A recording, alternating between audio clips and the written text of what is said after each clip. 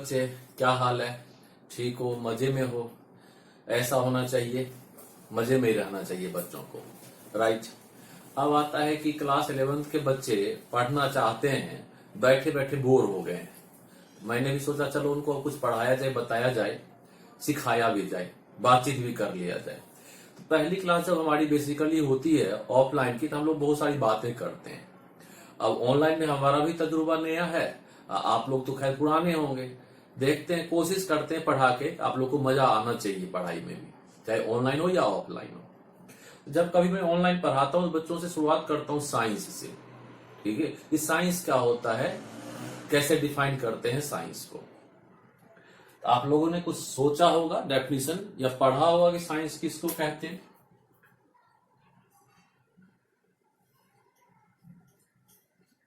या नहीं सोचा है? चलिए मैं ही बताता हूं। जब बच्चे आते बहुत तरह से डिफाइन करते हैं, मैं उसका एक डेफिनेशन बताता हूं। सिस्टमैटिक स्टडी ऑफ एनीथिंग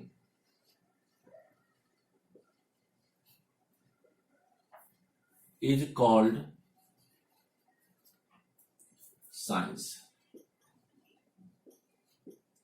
किसी भी चीज का जब हम सिस्टमैटिक स्टडी करते हैं तो क्या कहलाता है? वो साइंस कहलाता है, ठीक। यानी अगर हम कोई और भी सब्जेक्ट है सिस्टमैटिकली पढ़ते हैं तो साइंस होता है, और साइंस है उसको भी अगर सिस्टमैटिक नहीं पढ़ते हम तो साइंस नहीं होता है, वो लर्निंग हो जाती है और क्रेमिंग हो जाता है, ठीक। थोड़ा सा एक्सप्लेन कर दूं मैं। अब जैसे देखो, होम साइंस हम लेते हैं, होम साइंस पढ़ते हैं, वहां पे भी साइंस वर्ड यूज किया है, क्योंकि उसका भी स्टडी बड़ा सिस्टमैटिक होता है। अब जैसे चाय बनाना है तो हम लोग क्या करते हैं, पहले चाय पत्ती डालते हैं, हाँ, फिर चीनी, फिर दूध, फिर पानी। नहीं, उसका भी एक प्रॉपर सिस्टम होता है। पहले पानी बॉईल करते हैं, ठीक है, फिर चाय पत्ती डालते हैं और फिर और प्रोसेस में लगते हैं। तो वहां भी सिस्टमैटिक स्टडी है, इसलिए क्या हो गया? वो साइंस हो गया। क्लियर? तो यहां पर हम साइंस में सिस्टमैटिक वर्ड जरूर ऐड करेंगे। Systematic study of anything is called science. Clear? अब आता है एक अगला इंपॉर्टेंट क्वेश्चन कि who is the father of science. बहुत सारे बच्चे को पता होता है, क्लास में बोलते भी हैं, कुछ गलत भी जानते हैं। आप लोग भी अपने मन में सोचिएगा, ठीक है। मैं लिखता हूं फादर ऑफ साइंस।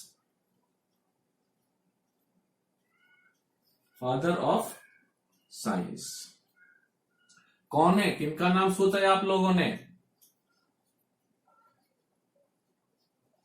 एरिस्टोटल।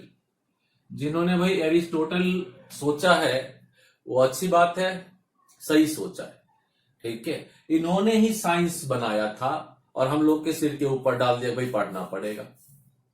आप लोग भी नहीं सोच लिया कहां पढ़ना है साइंस, तो पढ़िए।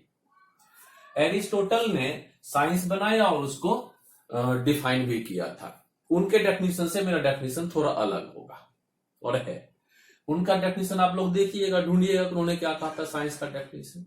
फिर आता है कि फादर ऑफ साइंस ने साइंस को 3 पार्ट में डिवाइड किया था।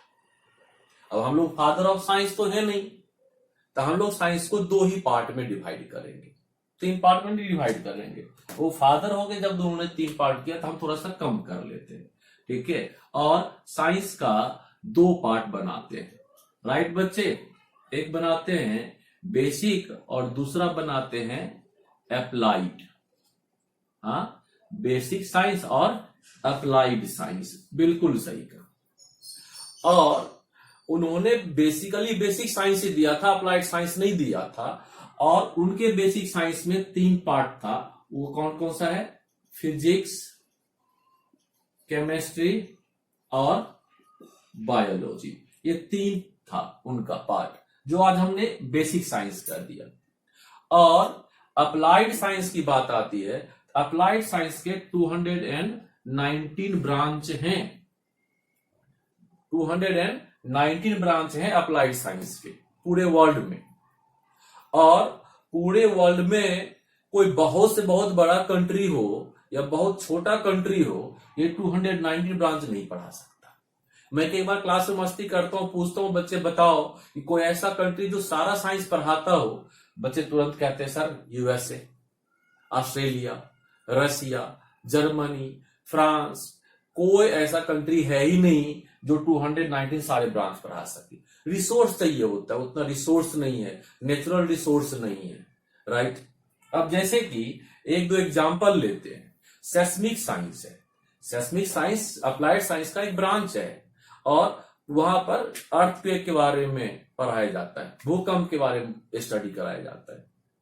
और हमारे यहाँ पर बाकी कंट्री में कहीं उतना भूकंप आता ही नहीं है कि स्टडी किया जाए। सिर्फ जापान में दिन में कई बार भूकंप आते हैं, वहां पे स्टडी होता है। स्टडी का मतलब ये नहीं कि डेफिनेशन पढ़े जा रहे हैं और उस पर सिलेबस पूरा हो रहा है। स्टडी का मतलब फर्दर रिसर्च भी होता है, राइट।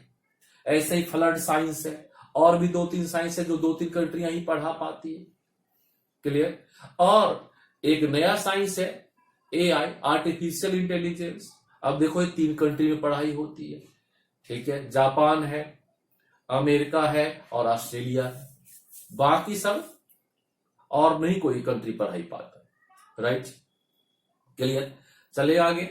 अगला टॉपिक आता है बेटे कि अब हमें आगे क्या पढ़ना है। Applied science beyond the scope है, 290 ब्रांच लिखना। मेडिकल में ही बड़े सारे ब्रांच हैं, इंजीनियरिंग में ही बड़े सारे ब्रांच हैं, इसलिए उसको हम लोग नहीं कह सकते, क्लियर। अब आ गया हमारा कि हम बेसिक साइंस अभी पढ़ेंगे। बेसिक साइंस का कितना पार्ट बताया? 3 पार्ट बताया, फिजिक्स, केमिस्ट्री और बायोलॉजी, ठीक है। अब देखोगे फिजिक्स के बारे में मैं बात करूंगा तो फिजिक्स के टीचर से झगड़ा हो जाएगा मेरा कि आप मेरा पढ़ाते हो।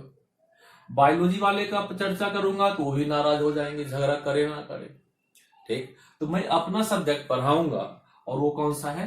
Chemistry, clear. अब देखो थोड़ा थोड़ा आदत होती है लोगों को बोल देने का दूसरे सब्जेक्ट में। फिजिक्स में आप नेचर के बारे में पढ़ते हो और नेचुरल फिनोमिना के बारे में पढ़ोगे, ठीक। Nature and natural phenomena, man made phenomena वहां पर कुछ भी नहीं है, सारे चीज पहले नेचर ने दिया, उसी का स्टडी किया है हमने। बायोलॉजी में आप पढ़ते हो लिविंग वर्ल्ड के बारे में, ठीक है। हाँ, वो फिर बायो के सर और मैडम बताते रहेंगे। अब आते हैं हम लोग कहां पर, अपना टॉपिक उठाता हूं मैं, कौन सा? केमिस्ट्री, क्लियर, ठीक है। शुरू करते हैं। अब साइंस हो गया तो केमिस्ट्री को कैसे डिफाइन करेंगे, केमिस्ट्री के बारे में क्या कहा जाए, ठीक है। बच्चे आते हैं और कहते हैं सर स्टडी अबाउट केमिकल्स। बहुत अच्छा। मैं कहता हूं कि नहीं, केमिकल्स जब हम वर्ड नहीं जानते थे तब भी केमिस्ट्री था। तो बच्चे आते कहते हैं सर एटम मॉलिक्यूल्स के स्टडी को कहते हैं, ठीक है। फिर आता है कि नहीं एटम मॉलिक्यूल्स भी था, नहीं था, उसके पहले भी केमिस्ट्री थी। बच्चे कहते हैं फिर सर आप ही बता दो, ठीक है। बता देते हैं, क्या करें, लिखिएगा। इसमें क्या होता है? The branch of science, the branch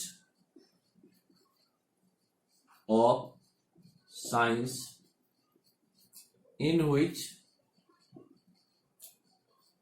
we study about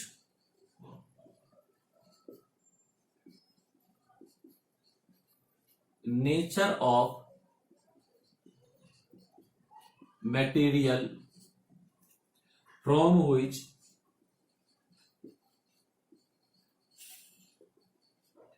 the whole universe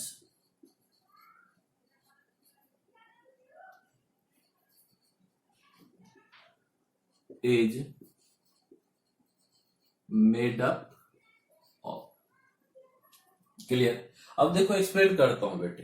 the branch of science in which, in छूट गया यहां पर, we study about nature of material from which the whole universe is made up of, यानी universe में जो material है सारे, उनके नेचर के बारे में हम लोग स्टडी करते हैं, उनका नेचर कैसा होता है, ठीक। अब यहां पर है कि नेचर से क्या मतलब है सर? नेचर से मतलब है कि कुछ सब्सटेंस सॉलिड होता है, लिक्विड होता है और गैस होता है। तो सॉलिड, लिक्विड और गैस क्यों होता है उसके नेचर के बारे में पढ़ेंगे। कुछ चीजें मेटल और नॉन मेटल होता है तो क्यों होता है, कुछ गुड कंडक्टर है, कुछ बैड कंडक्टर है, और कुछ इंसुलेटर है। बेटे इंसुलेटर और बैड कंडक्टर अलग अलग होता है, ये हम लोग आगे पढ़ेंगे, सेम वर्ड नहीं है, सेम प्रॉपर्टीज नहीं है। क्लियर। तो नेचर ऑफ मेटेरियल में क्या क्या पढ़ रहे हैं, सॉलिड, लिक्विड, गैस क्यों हो रहा है, मेटल, नॉन मेटल क्यों हो रहा है, conductor, good conductor, bad conductor क्यों है, ब्रिटल क्यों है, मेलिएबल डक्टाइल क्यों है, गुड कंडक्टर क्यों है, बैड कंडक्टर क्यों है, डिफरेंट कलर क्यों आ रहा है, हाँ, कुछ ट्रांसपेरेंट है, कुछ ट्रांसलूसेंट है, कुछ ओपेक क्यों है। ठीक है। और देखो तो क्या होता है, इनके नेचर के बारे में क्या आज ही हम पढ़ लेंगे, नहीं, करीब करीब 2 साल लगेंगे इन पूरे चीजों को पढ़ने में। फिर हम लोग कलर भी बता सकते हैं कि इस कंपाउंड में कौन सा कलर होगा, राइट। और फिर क्या होता है कि ये भी बता सकते हैं कलर होना क्यों जरूरी है और कलर नहीं होना क्यों जरूरी है, और कलरलेस क्यों होता, क्या होता है, और कलर क्या होता है, और व्हाइट कलर क्या होता है। ठीक है। बच्चे कहते हैं कि सर 2-3 चीज तो बताते चलो, ठीक है, बताता हूं, मैं आपको बताता चलता हूं। अब देखो, जिस चीज से, ठीक है, जिस चीज से मेरा आई का रेडिएशन पास आउट हो जाता हो बिना ऑब्स्ट्रक्शन के या मामूली ऑब्स्ट्रक्शन के, वो चीजें कलरलेस कहलाता है। और ये अच्छा है कि बहुत चीजों में कलर नहीं होता, नहीं तो हमें आगे दिखाई ही नहीं पड़ती। अब एयर कलरलेस है, ठीक, उसके आर पार हम देख सकते हैं, वो कलरलेस है। ठीक, अगर एयर में कलर होता तो हम लोग आगे देख ही नहीं सकते थे। वाटर कलरलेस होता है, व्हाइट नहीं होता वो, ठीक है, कलरलेस होता है। क्लियर। तो इस तरह से हमने कलरलेस और कलर में आज थोड़ा सा फर्क किया है, आगे बहुत सारे तरीके से फर्क करना है। क्लियर हो गया। अब देखो फिर आता है कि कुछ चीजें ब्रिटल क्यों होता है और कुछ चीजें फ्लेक्सिबल क्यों होता है। ठीक, ये सब हम लोग पढ़ेंगे जब इसके मटेरियल का क्लासिफिकेशन करेंगे, उसमें मैं आपको बताऊंगा क्या होता है और कैसे होता है। क्लियर। ये हो गया किसके बारे में, केमिस्ट्री के बारे में। क्लियर।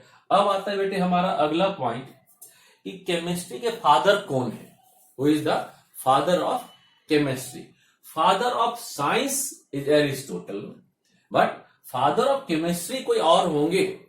ठीक, शुरू करते हैं। साइंस हो गया, father of science Aristotle, basic science और अप्लाइड साइंस। अप्लाइड साइंस के 219 ब्रांच, बेसिक साइंस के 3 ब्रांच, उसमें से केमिस्ट्री, और केमिस्ट्री में नेचर ऑफ मटेरियल के बारे में पढ़ते हैं। क्लियर। अब अगला आ गया क्या, फादर ऑफ केमिस्ट्री।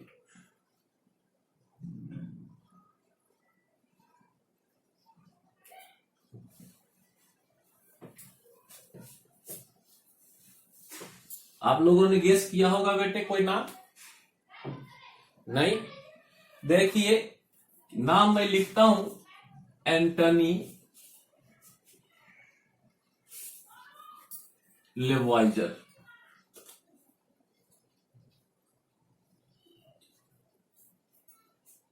एंटनी लेवॉइजर, एक ही नाम है बेटे, Antoine Lavoisier is the father of chemistry, right. देखो बेटे, फिर एकाएक एक बार बच्चे पूछते सर फादर फादर ही पढ़ाते जाते हो, क्या मदर भी होते हैं किसी के?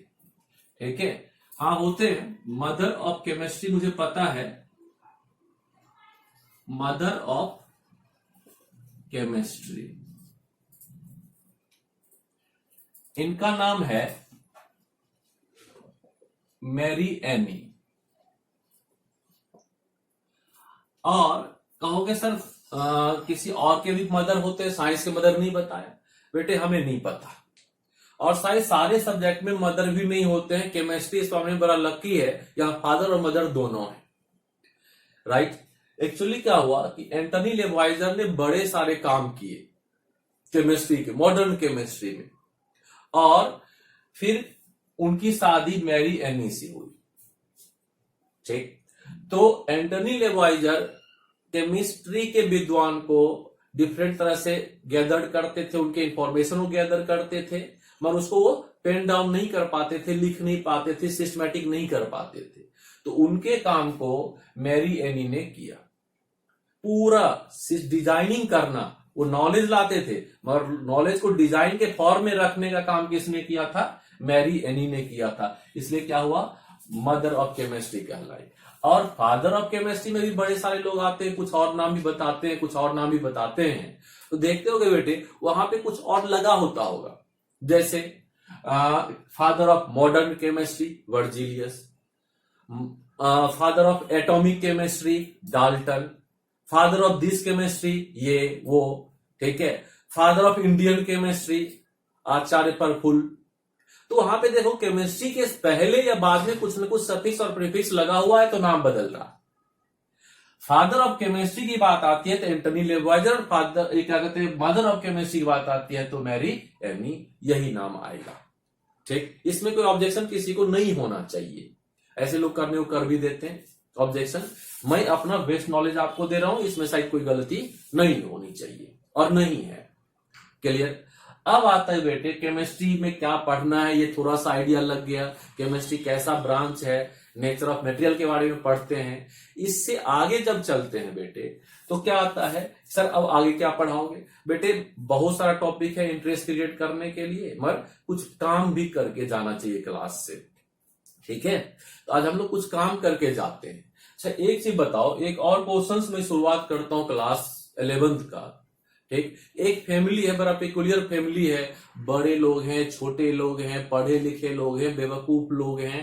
ठीक है, हर कैटेगरी का उस फैमिली में मेंबर है। उस फैमिली में कोई घटना दुर्घटना हो गई, आप किससे जाके पूछते हो? बच्चों का आंसर अलग अलग आता है। कुछ कहते हैं जो एल्डर हैं, कुछ जो कहते हैं नॉलेज वाले हैं। अलग अलग जिनको हम जानते हैं अलग अलग आंसर होता है कि हम इनसे पूछेंगे। ठीक है, अब क्या होता है, अगर मेरे से पूछोगे तो मैं उस फैमिली के सबसे छोटे मेंबर से जाके पूछूंगा। भाई क्यों? कुछ लॉजिक होगा मेरा भी। अब देखो, किसी के फैमिली में जाके आप इंटरफेयर कर रहे हो तो आपको सही बात शायद नहीं बताता। आप जाके किसी घर में पूछो कि भाई क्या हुआ, क्या झगड़ा था, तो कहेंगे नहीं जी कॉकरोच था या छिपकली से डर गए या ये बात थी। आपके मन में एक शक रहेगा कि ऐसा कुछ हुआ नहीं था, मगर हमें मिसगाइड कर रहे हैं लोग। अब इसी काम को क्या करो, उस फैमिली के सबसे छोटे मेंबर से पूछ लो। वो जाके कह देंगे देखो जी मम्मी का झगड़ा हो गया, मम्मी ने मार दिया पापा को। राइट, तब अब आप जाके घर में पूछोगे भाई बताओ भाई साहब कि आपने ऐसी कौन सी हरकत की थी कि आप पिट गए? तो फिर वो आप जवाब देंगे आपको, ये घर की बात है, ऐसे ऐसे हो गया। तो देखा आपने, अगर आप क्वेश्चन सही आदमी से पहले पूछ लिए, आपको कोई कंफ्यूजन नहीं रहा और सही आंसर मिला। आप गलत जगह से पूछोगे तो गलत आंसर मिलेगा और फिर कंफ्यूजन रहेगा। राइट, ऐसे बड़े सारे एग्जांपल समझाता हूं मैं कि छोटे से ही क्यों पूछना चाहिए, और ज्यादा टाइम नहीं लेते हैं हम। ठीक, टॉपिक शुरू करते हैं। केमिस्ट्री के फैमिली का जो सबसे छोटा इंडिविजुअल मेंबर है उसका नाम क्या है? हाँ, वो बिल्कुल सही है, उस छोटे से बच्चे का नाम है कौन? एटम। क्या नाम है? एटम, बिल्कुल सही। अब आते बच्चे इसमें भी डिस्कशन करते हैं, सर इलेक्ट्रॉन प्रोटॉन न्यूट्रॉन होगा, ठीक है, मेजॉन पाइमेजॉन न्यूट्रिनो एट्री न्यूट्रिनो होगा। राइट, वो भी है, मगर एक चीज बताओ, कहीं पे किसी का इंडिविजुअल नाक मिल जाएगा, किसी का इंडिविजुअल हाथ मिल जाएगा एक पार्ट, कोई और पर्टिकुलर ऑर्गन मिलेगा? नहीं। क्या मिलेगा? एक इंडिविजुअल पूरा आदमी मिलेगा जिसमें हाथ नाक कान मुंह सब कुछ जुड़ा हुआ। तो इसी तरह से सारे पार्टिकल का जो एक सबसे छोटा फॉर्म है उसको हम लोग क्या कहते हैं? एटम कहते हैं। क्लियर हो गया? और उसी छोटे मेंबर के बारे में आज हम लोग पढ़ेंगे, फिर आगे हमें कोई कंफ्यूजन नहीं होगा। क्लियर? अब क्या डेफिनेशन लिखे एटम का बेटे? तो छोटा है तो स्मॉलेस्ट लिख देते हैं। smallest particle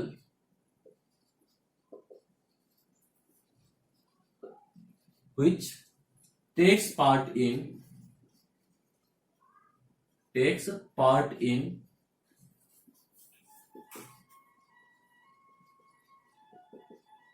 chemical reaction. smallest particle which takes part in chemical reaction, यानी वो छोटा पार्टिकल जो केमिकल रिएक्शन में पार्टिसिपेट करता हो उसको हम लोग क्या कहते हैं, एटम कहते हैं, राइट। अब आता है एक और क्वेश्चन कि सर ये केमिकल रिएक्शन क्या होता है। तो बेटे रिएक्शन दो टाइप का होता है, ठीक है, एक फिजिकल रिएक्शन और दूसरा केमिकल रिएक्शन, ठीक। फिजिकल रिएक्शन में क्या होता है, reactions which are reversible in nature, जैसे ice converted into water, water again converted into ice, हाँ, और बड़े सारे एग्जांपल्स हैं, ठीक है। और उसके बाद अगला होता है हमारा कि केमिकल रिएक्शन किसको कहते हैं, ठीक है।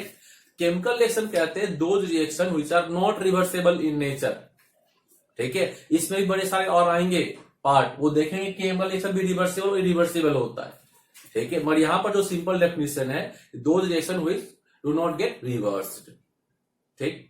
और बेटे देखो हर आदमी का अपने लाइफ में कुछ, मैं भी जब टीचर था तब भी कई बार एग्जामिनेशन पास करना पड़ता था, ठीक। तो एक टीचर ने हमसे पूछा था कि बताओ केमिकल रिएक्शन को आप कैसे डिफाइन करोगे, क्लियर। किसी बच्चे को समझाना है केमिकल रिएक्शन क्या होता है, ठीक है। और लोग भी थे, बड़े सारे आंसर दिए गए उनके। मेरा आंसर था कि sir milk converted into curd but curd not converted into milk is a suitable example of chemical reaction, क्यों रिवर्सेबल नहीं है। मैं अगर आपको मिल्क दे दूं और कह दूं उसे कर्ड बना दो, आप कर्ड तैयार कर दोगे, मगर मैं अगले दिन कहूं ये कर्ड लेके जाओ और मिल्क में कन्वर्ट करके ले आओ, आप नहीं कर सकते, छोड़ के भाग लोगे, सर ये पागल है, पढ़ाते क्या है, ठीक है। तो ये केमिकल रिएक्शन होता है, ठीक है। तो ऐसा रिएक्शन करता है, इसमें क्या हो, एटम जो है केमिकल रिएक्शन करता है और वो रिवर्सेबल नहीं होता नेचर में, क्लियर। उसके बाद आ गया ये सबसे छोटा पार्टिकल है, ठीक है। और इस छोटे पार्टिकल को डिस्कवर किया था किसने, डाल्टन ने। किसने डिस्कवर किया था, डाल्टन ने, राइट। इसके बारे में फिर आगे पढ़ाऊंगा इन्होंने डिस्कवर किया था और क्या क्या बताया था, ठीक। मगर आज शुरू करता हूं इस स्मॉलेस्ट पार्टिकल के बारे में, क्या क्या इंपॉर्टेंट है, ठीक है। यानी जो सबसे छोटा मेंबर है इसकी कौन कौन सी प्रॉपर्टीज होती है, क्लियर। अब मान लो कोई एक एटम एक्स है, राइट, हाँ, वो सबसे छोटा है, उसमें कौन कौन सा प्रॉपर्टीज होगा और कहां पे लिखेंगे। तो इसके लेफ्ट और बॉटम में क्या होता है, एटॉमिक नंबर लिखते हैं, फिक्स जगह है, एटॉमिक नंबर को जेड से रिप्रेजेंट करते हैं, क्लियर। आप लोगों ने पढ़ा भी होगा। इसी तरह से क्या होता है, एटॉमिक मास नंबर को ए से रिप्रेजेंट करते हैं और लेफ्ट के टॉप पे होता है, राइट, क्लियर। उसके बाद अगला एक कैरेक्टर होता है उसका चार्ज, राइट बच्चे। चार्ज हम लोग राइट के टॉप में लिखते हैं, क्लियर। और राइट के बॉटम में क्या लिखते हैं, एटॉमिसिटी, ठीक है बच्चे। हाँ, तो क्या होता है, atomic number Z, atomic mass number A, charge और फिर उसका एटॉमिसिटी, ये चार फंडामेंटल, ये चार ये प्रॉपर्टीज है, क्लियर। देखो बेटे आज मैं आपको चार्ज के बारे में नहीं बताऊंगा, दो ही होता है, पॉजिटिव और नेगेटिव चार्ज। पॉजिटिव में भी 1 2 3 प्लस और नेगेटिव में भी 1 2 3 नेगेटिव। और एटॉमिसिटी के बारे में भी नहीं बताऊंगा, थोड़ा थोड़ा कह दे रहा हूं, ठीक है, जितना बताना चाहिए उतना नहीं बता रहा हूं। चार्ज पॉजिटिव 1 2 3, चार्ज नेगेटिव 1 2 3, ना इससे कम ना इससे ज्यादा ना कोई फ्रैक्शन में। एटॉमिसिटी उसके मॉलिक्यूल्स में कितने एटम होंगे या कितने एटम मिलकर उसका मॉलिक्यूल्स फॉर्मेशन करेगा, वो उसका एटॉमिसिटी कहलाता है, राइट। अब देखो बड़े सारे एटम से मोनो एटॉमिक होते हैं। मेटल्स हो गया जैसे आयरन है, हाँ, कैल्शियम है, सोडियम है, ये सब मोनो एटॉमिक है। नोबल गैस है, हीलियम है, मोनो एटॉमिक है, राइट। कुछ चीजें डाई एटॉमिक होता है, जैसे क्या हो गया O2, Cl2, हाँ, N2, ये सब डाई एटॉमिक है। सारे नहीं बता रहा हूं मैं, इसलिए कहा भाई बाद में फिर बताऊंगा एटॉमिसिटी को।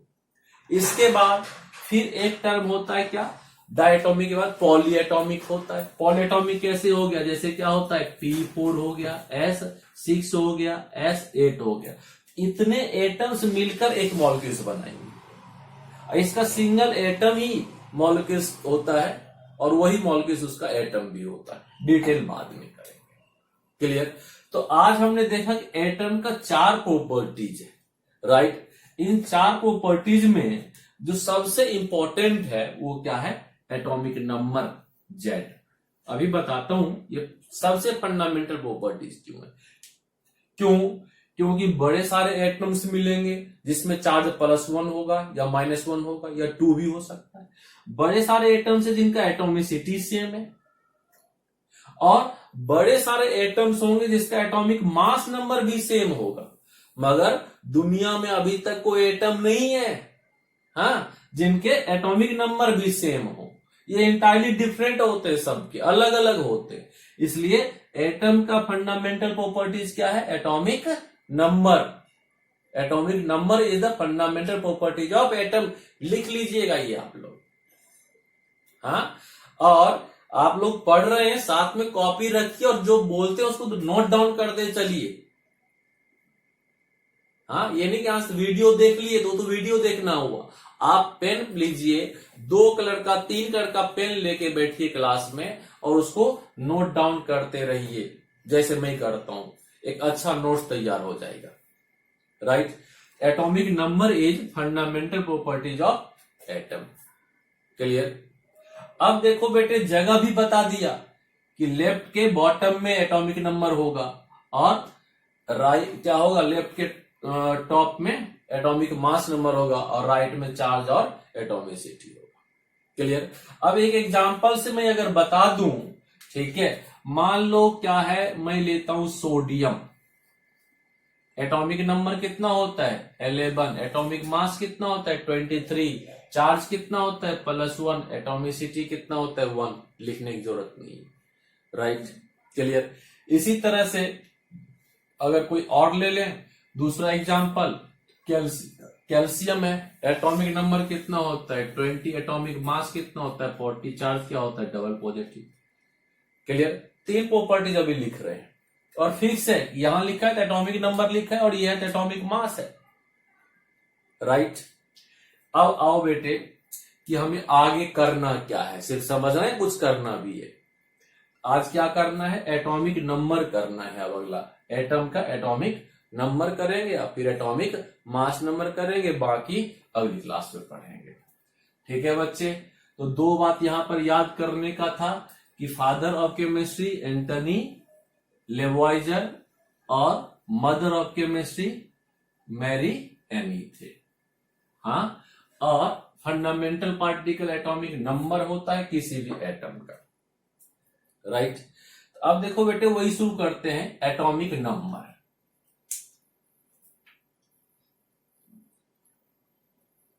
एटॉमिक नंबर रिप्रेजेंट किससे करते हैं, Z से। किससे रिप्रेजेंट करते हैं, Z से, बिल्कुल। और डेफिनेशन क्या लिखते हैं, डेफिनेशन लिखते हैं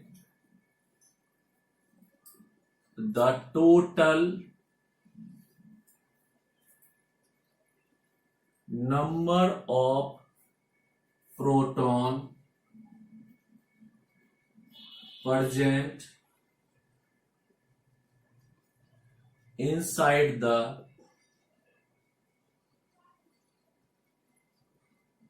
nucleus of an atom, clear. यानी Z इक्वल टू क्या होता है, P, total number of proton present inside the nucleus of an atom, ठीक है। एटम में आपने पढ़ा होगा क्या होता है, एक आउटर पार्ट होता है और फिर क्या होता है, एक इनर पार्ट होता है। आउटर पार्ट को क्या कहते हैं भाई, सोचिए। इनर पार्ट जो कि पॉजिटिव चार्ज होता है, इसको हम लोग क्या कहते हैं, सेल कहते हैं। सॉरी, इनर पार्ट को क्या कहते हैं, न्यूक्लियस कहते हैं। क्या कहते हैं, न्यूक्लियस कहते हैं और आउटर पार्ट को सेल कहते हैं। मैं बता ही दिया गलती से आंसर। हाँ, एटम का दो पार्ट होता है, इनर पार्ट न्यूक्लियस और आउटर पार्ट सेल। ठीक है, सेल्स के फिर टाइप होते हैं KLMNO, ये सब आगे देखेंगे। ठीक, अभी दो पार्ट है। तो न्यूक्लियस में जितना प्रोटॉन प्रेजेंट होगा वो एटॉमिक नंबर कहलाता है। क्लियर। उसके बाद दूसरा एक और टर्म आता है, वो एटॉमिक क्या चीज, मास नंबर। बिल्कुल सही, एटॉमिक मास नंबर। देखना बेटे, एटॉमिक मास नहीं बता रहा हूं मैं, एटॉमिक मास नंबर बता रहा हूं। इसको किससे रिप्रेजेंट करते हैं, ए से रिप्रेजेंट करते हैं। ठीक, और डेफिनेशन क्या लिखेंगे इसका, बिल्कुल सही, the total number of protons and neutrons present inside the nucleus of an atom। बिल्कुल सही है बेटे, यहां भी न्यूक्लियस में ही होता है, राइट। यानी A इक्वल टू क्या होता है, P plus N, number of proton plus number of neutron. ठीक, A equal to P plus N, यानी total number of proton plus total number of neutrons. इन दोनों को कंबाइनली क्या कहते हैं, न्यूक्लियॉन्स। क्या कहते हैं, न्यूक्लियॉन्स भी कहते हैं, राइट। इन दोनों का सम एटॉमिक मास नंबर कहलाएगा, राइट बच्चे। और देखो इलेक्ट्रॉन कहां होता है, सेल में प्रेजेंट होता है। ये इलेक्ट्रॉन का जगह है और यहां पर क्या है, प्रोटॉन और न्यूट्रॉन प्लस और जीरो प्रेजेंट रहता है। क्लियर। अब इलेक्ट्रॉन क्या होता है, कोर होता है, वैलेंस इलेक्ट्रॉन होता है, बाद में बताना है इसको। मगर ये क्या हो सकता है, जा भी सकता है, आ भी सकता है, इसलिए इसको फंडामेंटल नहीं रखा गया। हाँ, और क्या हो गया, एटॉमिक मास नंबर कोई फंडामेंटल नहीं रखा गया, क्योंकि दो एटम का एटॉमिक मास नंबर सेम होता है। हाँ, ऐसा है। जैसे देखो, कैल्शियम का मास कितना होता है, 40, और पोटेशियम का मास कितना होता है, 40, आर्गन का मास कितना होता है, 40। मास अलग एटम है और मास सेम है तो फंडामेंटल नहीं कहेंगे, राइट। मगर क्या होता है, एटॉमिक मास नंबर सबका अलग होता है। सो एटॉमिक नंबर सबका क्या होता है, अलग होता है, इसलिए क्या हो गया, ये फंडामेंटल प्रॉपर्टीज होता है। क्लियर। अब देखो बेटे, हमारा ये दो टॉपिक लर्न करना है, ठीक है। आज की क्लास का यही दो होमवर्क होगा। और देखो बेटे क्या होता है, कुछ चीजों का क्या होता है, लर्निंग ही एक ऑप्शन होता है। अब 2 का टेबल है, उसका क्या होगा, सिर्फ और सिर्फ लर्निंग है। मगर 9 के टेबल में क्या है, टेक्निक भी है। 10 के टेबल में क्या है, टेक्निक भी है। 11 के टेबल में क्या है, टेक्निक भी है। हाँ, मगर बेसिक जो टेबल्स है उसका टेक्निक नहीं हो सकता, राइट। तो एटॉमिक नंबर आप याद करिए 30 तक, 20 तक 10th में याद किए थे, 30 10 और आदि याद कर लेना है आपको, ठीक है। 12 तक कंप्लीट हो जाएगा, बाकी कोई याद नहीं करना है, बाकी साथ में गिवन होता है। याद हो जाए तो अच्छी बात है, मगर 30 हमें याद होना चाहिए। क्लियर। अब देखो बेटे, इसका मैं एक टेक्निक बता देता हूं, ठीक है, और फिर हम सॉल्व करेंगे, ठीक है। एटॉमिक नंबर तो आपको याद करना है, एटॉमिक मास नंबर में आपको याद करने का टेक्निक दूंगा। क्लियर हो गया। तो जेड जो है क्या होगा, 1 से 20 तक, इरेज करके लिखता हूं बेटे, ठीक है। एटॉमिक नंबर क्या होगा, 1 से 20 तक होगा, तब भी क्या होगा, दो बातें होगी ना। जेड 1 से 20 तक होगा तब भी दो बातें होगी। कौन सी दो बातें होगी, नंबर या तो इवन होगा, ठीक है, या नंबर क्या होगा, ऑड होगा, राइट। अब इवन नंबर है जेड का, उसको आप 2 से मल्टीप्लाई कर दे तो उसका एटॉमिक मास नंबर हो जाता है। क्लियर। और जेड को 2 से मल्टीप्लाई किया, अगर वो ऑड नंबर है उसमें 1 प्लस कर देंगे तो एटॉमिक मास नंबर होगा। देखो बेटे, ये टेक्निक है, कोई रूल नहीं है, ठीक है, ये हर टीचर का अपना अपना कुछ तरीका होता है। ठीक, अब जैसे देखो यहाँ कार्बन का एटॉमिक नंबर कितना है 6, तो 2 से मल्टीप्लाई कर दो, 6 2 जा 12 एटॉमिक मास नंबर हो गया। आगे बात समझ में। मगर सोडियम में देखो बेटे क्या होता है, एटॉमिक नंबर कितना होता है 11, ऑड है, 11 2 जा 22 प्लस 1 कितना हो जाएगा 23। राइट, तो सर ये रूल क्यों नहीं है, क्योंकि बहुत जगह एप्लीकेबल ही नहीं होता। जैसे देखो हाइड्रोजन है 1 है तो 1 ही रहेगा, नाइट्रोजन है 7 है तो कितना हो जाएगा 14, होना कितना चाहिए था, ऑड है तो 15 होना चाहिए था, ऑड नंबर है मगर 14 ही रह जाता है। इसी तरह से क्लोरीन है, क्या होता है 17 2 जा 34 प्लस 1 कितना होना चाहिए 35, मगर 35.5 हो जाता है। इसी तरह से आर्गन है, कितना होता है 18 और ये कितना हो जाता है 40। यहाँ पे ये नहीं चलता, इसलिए मैं इसको टेक्निक कहता हूं। ये 4 एक्सेप्शन हो गए, बाकी जगह ये आपका रूल लगेगा, कर सकते हैं। अब ऐसा बड़ा हो जाएगा तो क्या होगा, और मुश्किल होगा तो नहीं। जब Z 21 से 30 होगा तब भी क्या होगा, सिर्फ 2 बातें होगी, क्या नंबर या तो इवन होगा या नंबर क्या होगा ऑड होगा। इवन नंबर होगा, देखिए Z को आप बच्चे 2 से मल्टीप्लाई करना और +4 कर देना, राइट, वो क्या हो जाएगा एटॉमिक मास नंबर A हो जाएगा। फिर क्या करना, Z को 2 से मल्टीप्लाई करना और 5 प्लस कर देना अगर वो एटॉमिक नंबर ऑड है तो, और वो एटॉमिक मास नंबर हो जाएगा। क्लियर, एग्जाम्पल लें, हाँ बिल्कुल लेते हैं। अब देखो क्रोमियम कितना है 24, 24 2 जा 48, 48 प्लस 4 कितना हो जाएगा 52 हो गया। इसी तरह से अब देखो Mn है, कितना होता है 25, 25 2 जा 50, 50 प्लस 5 कितना होगा 55। अब इसमें भी एक्सेप्शन है, बिल्कुल है एक्सेप्शन। क्या चीज, एक ही एक्सेप्शन है, कॉपर 29, 29 2 जा 58, 58 प्लस 5 कितना होगा 63, बट इसका भी 0.5 ज्यादा हो जाता है।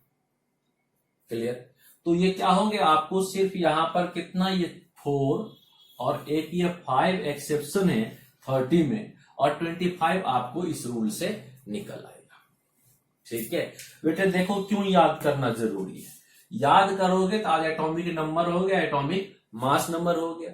अगली क्लास में आप फॉर्मूला मास निकाल सकते हो, मॉलिक्यूलर मास निकाल सकते हो, परसेंटेज कंपोजिशन निकाल सकते हो, इंपेरिकल मॉलिक्यूलर फॉर्मूला बनाना सिखा दूंगा कंपाउंड का, सिस्टमैटिक चलता जाएगा आगे की तरफ। Right, clear. अब देखो बेटे कि हमने इतना काम करके आपको होमवर्क में दे दिया नहीं, अब आपको मैं करके बता देता हूं, आप अगली क्लास में इसे कंप्लीट करके लाओगे, साथ साथ करता जाऊंगा मैं भी। और जैसे मैं बताया कि आप प्रॉपर नोट्स तैयार करो, लिखते जाओ वीडियो के साथ साथ, ठीक है, क्लास की तरह हो जाएगा, सारा कंप्लीट होता चलेगा। क्लियर, ये रूल समझ में आ गया, टूल समझ में आ गया, रूल तो है नहीं, टूल समझ में आ गया ना, ठीक है। अब चलिए एटॉमिक नंबर और एटॉमिक मास नंबर को कंप्लीट करते हैं। अपना कॉपी आप तैयार करेंगे, कॉपी तैयार करने के बाद आप क्या करेंगे, ठीक, जिस तरह से मैं एक एक लाइन गैप करके लिखूंगा, आप अपने कॉपी में एक एक लाइन गैप करके लिखेंगे। कौन कौन सा एलिमेंट है मेरे साथ साथ बोलते जाइएगा, ठीक है। क्या होता है हाइड्रोजन, हाइड्रोजन के बाद एक लाइन का गैप रखना है, हीलियम, फिर क्या होता है लिथियम, फिर क्या होता है बेरिलियम, फिर बोरॉन और फिर कार्बन। आप एक एक लाइन का गैप छोड़िए, उसके बाद फिर थोड़ा सा आगे गैप लेके लिखेंगे, क्या होगा नाइट्रोजन, ऑक्सीजन, फ्लोरीन,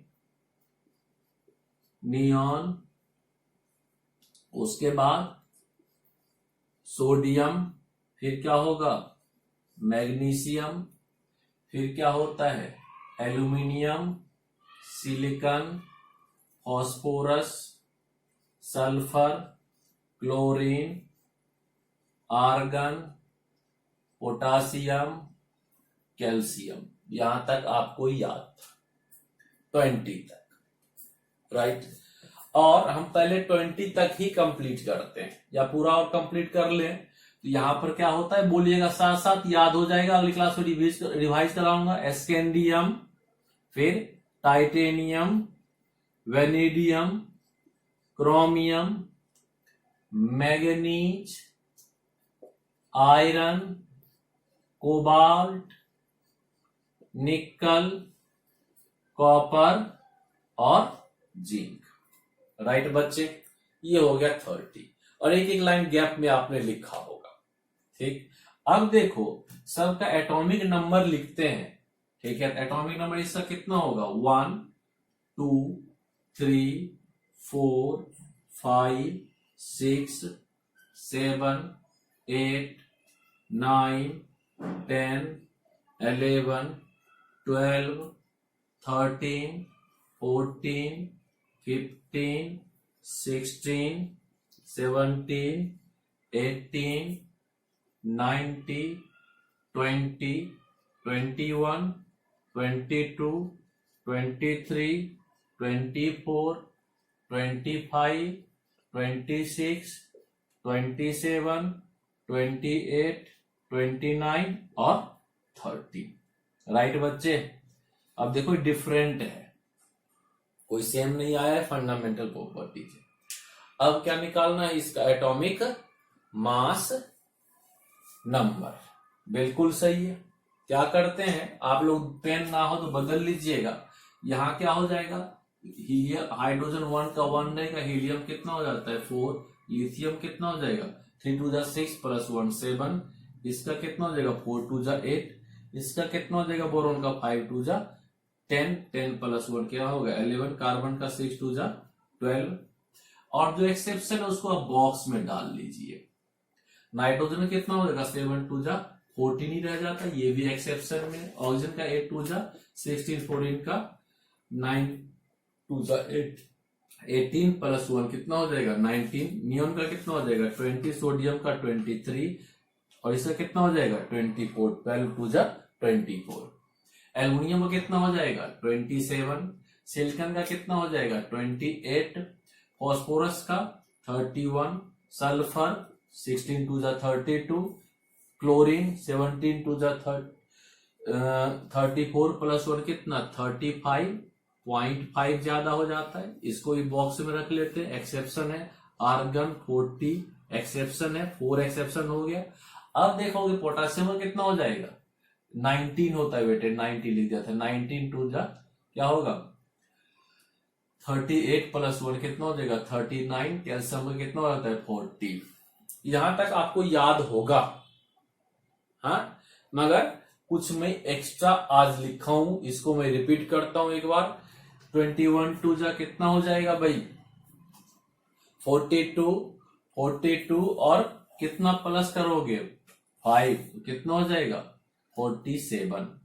राइट, इसका देखो 22 2 कितना हो जाएगा 44 में, ठीक है, कितना प्लस कर दोगे 4, कितना हो जाएगा 44 और प्लस 4 48 हो जाएगा। राइट, यहां पर क्या होगा 23 है तो 23 2 46 प्लस 5 कितना हो जाएगा 51, और यहां पर कितना हो जाएगा 48 प्लस 4 कितना हो जाएगा 52। राइट बच्चे, यहां पर कितना हो जाएगा 50 प्लस 5, ऑड है तो 5 प्लस करेंगे 55। Fe में कितना हो जाएगा 52 और प्लस 4 कितना हो जाएगा 56। कोबाल्ट में कितना हो जाएगा 54 और प्लस 5 कितना हो जाएगा 59, और यहां पर कितना हो जाएगा 60 हो जाएगा। क्लियर, और यहां पे 28 2 कर रही है और फिर 4 प्लस कर दीजिए, ठीक है 60 हो गया। यहां पर कितना होता है 63.5 ज्यादा होता है, हाँ, और जिंक का कितना हो जाता है 64 या 65, दोनों चीज मिलता है, ये नहीं एक्सेप्शन में रखेंगे हम लोग। राइट बच्चे, तो ये हमारा क्या था atomic number, atomic mass number. Right बच्चे, हम लोग ये अगली क्लास में सिर्फ ये 2 चीज याद करके आएंगे जहां तक हो सकेगा, नहीं होगा तो फिर हम आपकी मदद करेंगे, ठीक है। तब तक आप क्या करेंगे, याद करेंगे अगली क्लास के लिए, और आपके जो क्वेश्चंस होंगे उसको कमेंट बॉक्स में लिखिएगा, मैं आंसर करूंगा, ठीक है। 3-4 ऐसे वीडियो के बाद फिर जूम पे क्लासेस शुरू करेंगे, ठीक है, इंटरेक्शन के साथ। और तब तक अगर वीडियो अच्छा लगता है तो ये कहने का रिवाज है लास्ट में कि क्या करिए, लाइक कीजिए, शेयर कीजिए और सब्सक्राइब कीजिए। टिल देन बाय, अगली क्लास में मुलाकात होगी, ठीक है। सिर्फ 2 ही काम करके आना है, ज्यादा नहीं।